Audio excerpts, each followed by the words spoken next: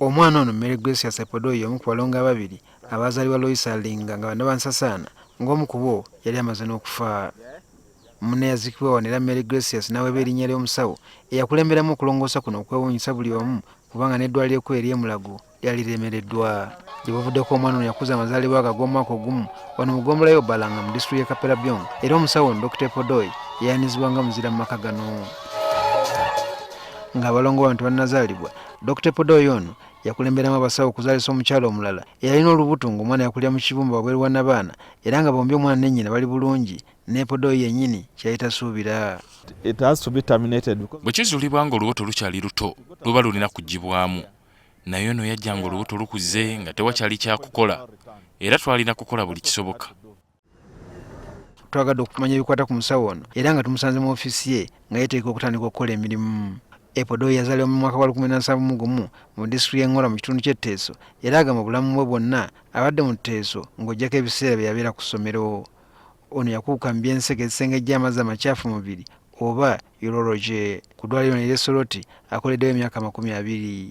Atubuulidde embeera mwe yasomera omwali n'okubusibwa ekibiina ky'omukaaga atuule ebigezo bya PLE.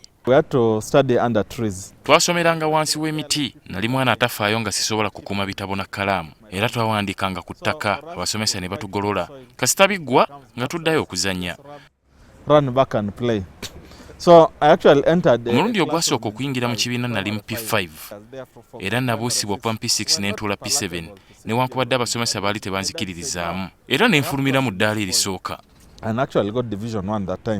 Agamba embeera mu biseera bye yalinzibwa olw'obwavu ekyamulemesa ekirooto kye okusomera ku ssomero lya King's College Buddo.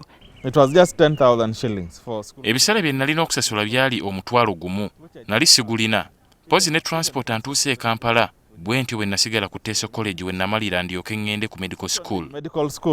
Ono akola ne mukyala we Dr Irene Chebet Epodoi ku ddwaliro ery'e Soroti era nga yakulira okujjanjaba abakyala abazito. Bano oluusi babeera bombi mu kisenge awalongoosebwa oba theatre. Musawo alina obumanyirivu bungi era bwe tubeera mu kasenge mwe tulongooseza abalwadde mba ngamba nti bwe nfuna obuzibu nja kugenda gy'ali.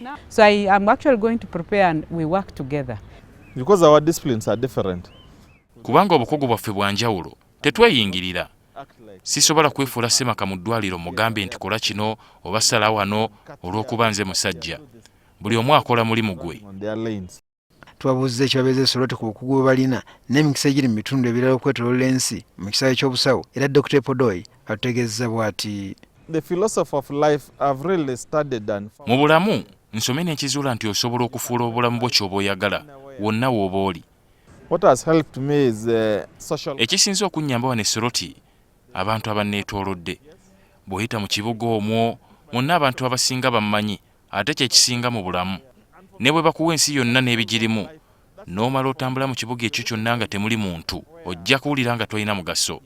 Nina bajjajjange eyo mu kyalo tebalina nandaga muntu kubanga ebyenkomo byabwe byasiimuuka. Tebalina looni yadde ababanja. Ndowooza bwe tuddayo ku mbeera zaffe ez'obutonde ne tuteeraliikirira olw'enkyukakyuka ezigenda mu maaso mu nsi tuwangaalira ddala ekyo kye tusinga okwagala.